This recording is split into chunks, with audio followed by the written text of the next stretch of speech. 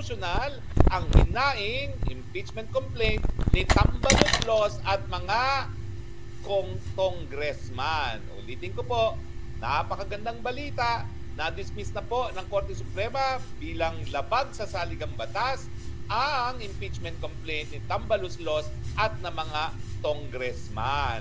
Ang pag-usapan natin, bakit na-dismiss? Well, gaya ng inaasahan po natin, no? Yan ay nadeklara ng ating Korte Suprema na labag sa ating saligang batas dahil ito'y labag sa provision na ang lahat ng mga impeachable officers po pwede lamang hainan ng isang impeachment complaint kada taon. At gaya na aking sinasabi, paulit-ulit na para silang praka, kapag sinabi mong fourth impeachment complaint, yan ay labag doon sa pinagbabawal na multiple impeachment complaints. Ano ba naman ang mahirap intindihin doon? Now, ang sinasabi ng mga Tambaloslos at congressman, yung tatlong impeachment complaint, hindi namin inaktuhan. Paano sinagot yan ng ating Korte Suprema? Sabi ng Korte Suprema, dahil hindi mo inaktuhan yan, hindi mo rin-refer kay Speaker at hindi na-refer sa Committee on Justice, ibig sabihin, yan ay na-archive, yan ay na-dismiss nung ang Kongreso ay nag-adjourn sine die, yung pagkakatapos ng 19th Congress. Anong epekto ng pagkaka-dismiss? Well, yan ay na-dismiss. Ibig sabihin, hanggang February 6, 2026 na ang panibagong impeachment complaint na po pwedeng mag-ihain laban sa kay VP Sara. Ulitin ko po, ang sabi ng Korte Suprema, ang epekto ng hindi ginalaw ng Kamara de Representante yung naunang tatlong impeachment complaint, yan ay nagresulta sa pagkakadismiss ng tatlong complaint. Noong ang Kongreso ay nag-recess na hindi siya inaktuhan, hindi man lang na-refer sa House Speaker at sa Committee on Justice ng Kamara. At dahil yung tatlong impeachment complaint na yan ay na-dismiss, natural, labag na doon sa pinagbabawal na mahigit isang impeachment complaint, ang pang-apat na impeachment complaint. So mga kaibigan, there is a God. God is good. God is just. Hindi nila pinayagan ang kagustuhan ng Tambaloslos at ng mga bangag na matanggal ang VP Sara dahil hindi pa po nagsisimula ang boxing, wala na palang boxing dahil palpak ang mga congressman at ang Tambaloslos na umintindi sa ating saligang batas. Pero meron pa pong pangalawang basihan kung bakit na-dismiss yung impeachment complaint na yan. Dahil ang sabi ng Korte Suprema, bagamat may provision na kapag nasuportahan yan ng mahigit one-third ng mga miyembro ng Kamara de Representante, hindi po pwede na para siyang Bicol Express. Na palibasa mayroong sapat na lagda ay po pwede nang maihain. Ang sabi ng Korte Suprema, hindi ganun yon. Kinakailangan, dahil seryosong impeachment complaints, kinakailangan bigyan ng pagkakataon na madinig ang mga impeachable officer na hinahainan ng impeachment complaint. Bakit? Dahil nga napakaseryoso ng consequence, pantakin mo, pinakamatataas na opisyales, pinatatanggal sa kanilang opisina, dapat madinig sila at every step of the way, including dun sa initiation ng impeachment complaint. Kaya nga, sa saligang batas, merong proseso. Dapat ang speaker i-refer kaagad para sa referral, sa pag-include sa order of business. Within X number of days sa order of business, kinakailangan niya ma-refer sa Committee on Justice. Ang Committee on Justice, babasahin yan, titignan muna yung sufficiency of form, kung tama ba yung forma, at titignan kung okay ang forma, kung sufficiency in substance, kung meron ngang laman o meron ngang meet yung reklamo laban sa impeachable officer. At matapos dyan, dadaling pa sa plenaryo, pagbobotohan. At ang sabi ng Korte Suprema, dahil napakaseryoso nitong impeachment proceedings, dapat mabigyan ng pagkakataon ang lahat ng miyembro ng Kamara na pag-aralan yung mga impeachment articles of impeachment. Hindi lang yan, at titignan din yung mga ebidensya sa kabila at nasa likod ng lahat ng articles of impeachment. Bago po ito, dahil alam nyo naman, isa ako dun sa abogado na nagdulog sa Korte Suprema nung kaso ng Francisco, nung ini-impeach nila si Chief Justice Davide, ang sinabi doon, ang impeachment ay initiated sa paghain ng isang verified complaint of impeachment at akto ng House. So ang sinasabi ngayon ng Korte Suprema, ang akto ng House na nagresulta sa initiation ng impeachment complaint, yung pagsisimula, dahilan kung bakit bawal na mag-file ng mga panibagong impeachment complaint, ay yung pagkakadismiss ng tatlo. Kasi nung hindi nila inaktuhan yung tatlo, ang epekto niyan ay dismissal. At bago rin itong desisyon nito, dahil lininaw ng Korte Suprema, hindi po pwedeng Bicol Express. Kasi ang nangyari din doon sa kaso ni Davide, doon sa Francisco, nag-Bicol Express din sila. Sandali lang po ha. Ako ay may memory lapse, hindi ko alam tuloy. Alam mo, pag tumigil ka magturo, nakakalimutan mo na, no? Pero ang sabi ng Korte Suprema, maski meron ng sapat na lagda,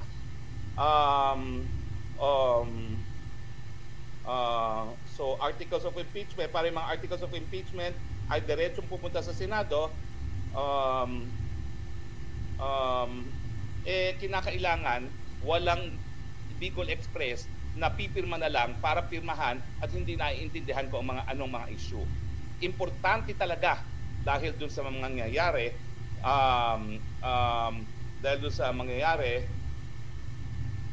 doon sa matatanggal na opisyales na maintindihan ng mga kamera, ng mga miyembro ng kamera kung ano talaga ang dahilan doon sa pagkakatanggal sa isang impeachable officer. Now, so ano po, nasa na ngayon si Tambaloslos at ang mga senatong at saka mga congressman? Wala na po sila. Wala na po sila. Ibig sabihin, mag-aantay sila hanggang, tama po ako, 1/3. Hanggang February 6. Kung kailan, 26 ba? February 26 kasi nag-adjourn ang House at saka Senate ng February 25. So, February 26 pa sila po pwedeng magkain. Tama po yun yung sinabi ng spokesperson ng Korte Suprema, hindi naman po na-absulto si VP Sara. Pero dahil nakasaad sa saligang batas na bawal ang mahigit isang impeachment complaint kada taon, kailangan sundin yan. Dahil ang ating saligang batas, ang pinakamataas na batas sa ating bayan. At yan ay mananaig maski pa sa kagustuhan ng mga makapangyarihang politiko gaya ng pinsang buo ng presidente at ng anak ng presidente na nanguna pang mag-endorso ng impeachment complaint laban kay VP Sara. Bokya kayo ngayon.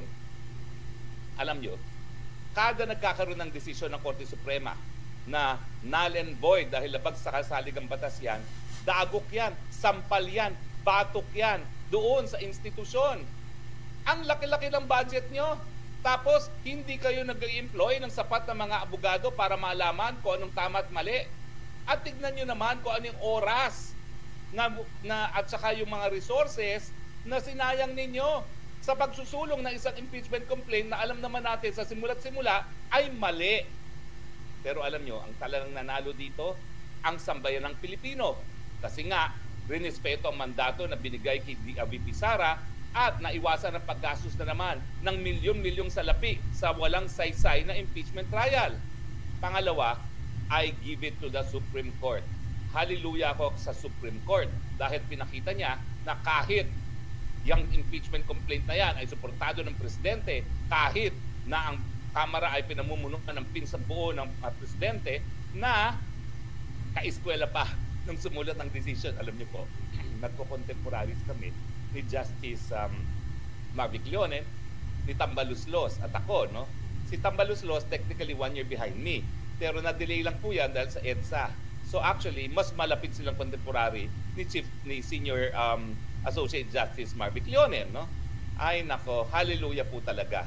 At natutuwa po ako yung aking classmate na Ilocano, genuine Ilocano, si Justice Raul Villanueva, the most junior, sumapi po at nag-concur dito sa decision nito. Ibig sabihin, unanimous decision po yan.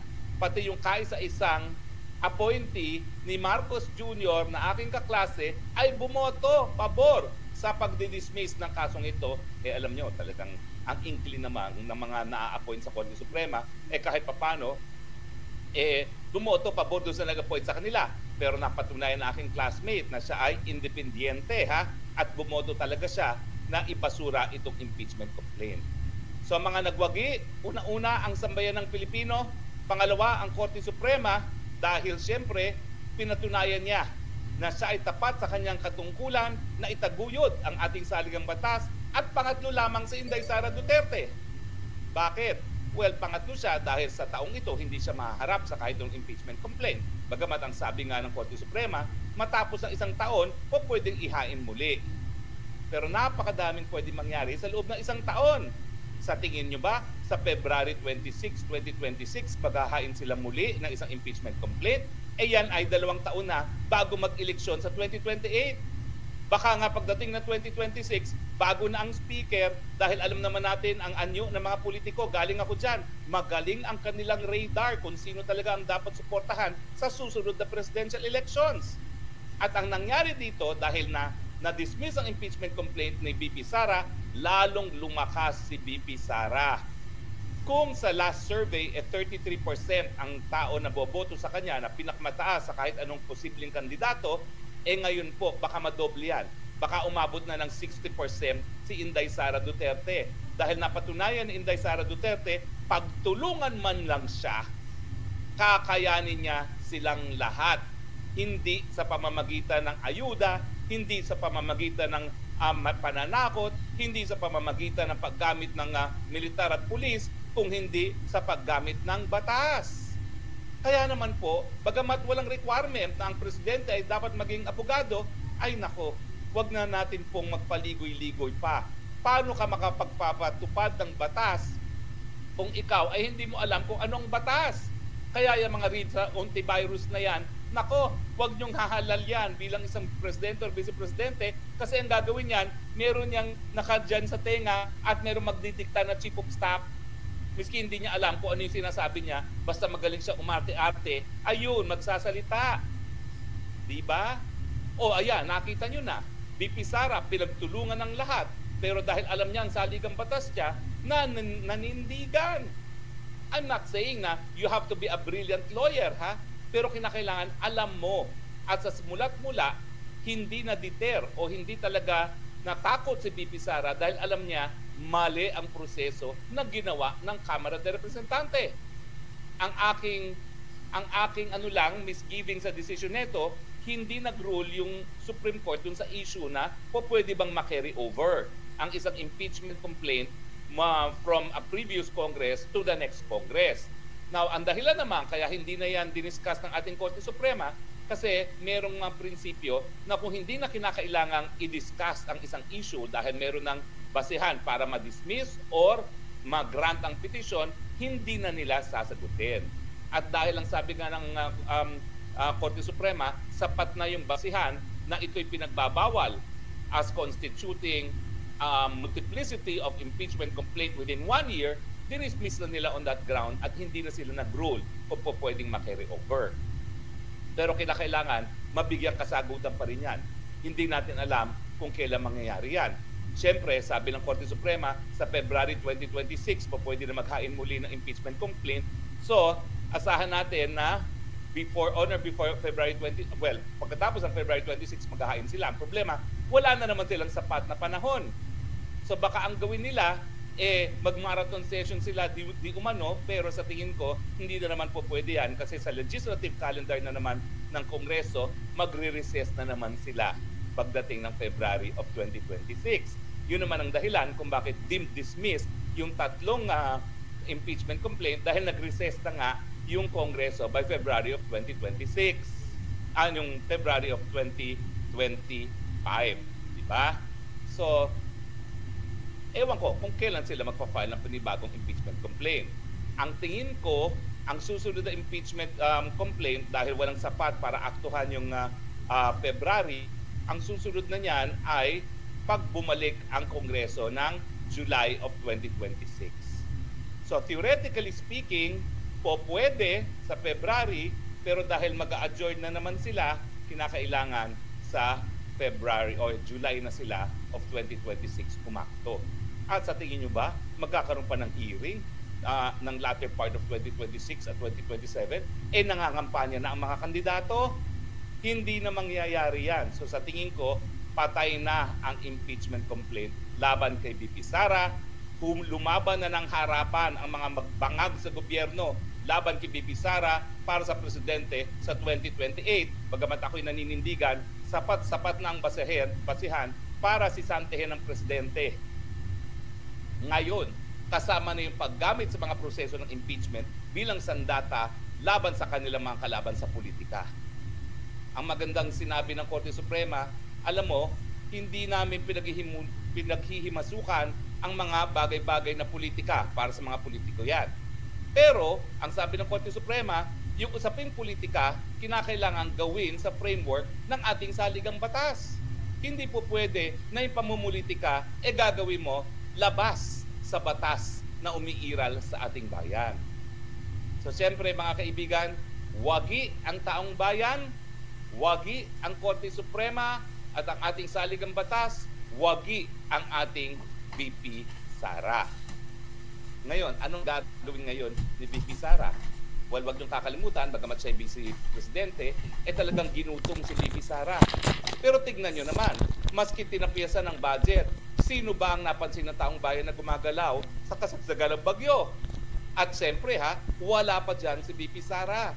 Yan na sa Pilipinas dahil naririto siya sa dahig at inaatupag ang kanyang ama na hindi naman natin siya po pwedeng sisihin dahil pinabdala rito ng mga bangag si Tatay Digong, no? Well, anong mapapakita natin yan? Anong nakita natin kay BP Sara? Sa kabila na ang daming binato sa kanya at talaga namang napakatindi nitong bigate na dinala ni BP Sara na sinampahan siya ng impeachment complaint, she remained cool under pressure, number one. She remained confident in her knowledge of the Constitution, and she remained confident in the integrity of the Supreme Court, at nanindigan siya na talagang suportado siya ng taong bayan. Kasi kung hindi naman suportado si BP Sara ng taong bayan, tingin mo lalabanan pa niya yung impeachment complaint? Ang gagawin niyan, magre-resign na para wag na matuloy ang impeachment complaint kung alam niyang walang suporta ang taong bayan. Pero dahil alam niyang nasa likod niya ang taong bayan, fight, and tignan niyo naman, winner ang BP Sara in round 1 of the Bangag versus Super Inday Sara.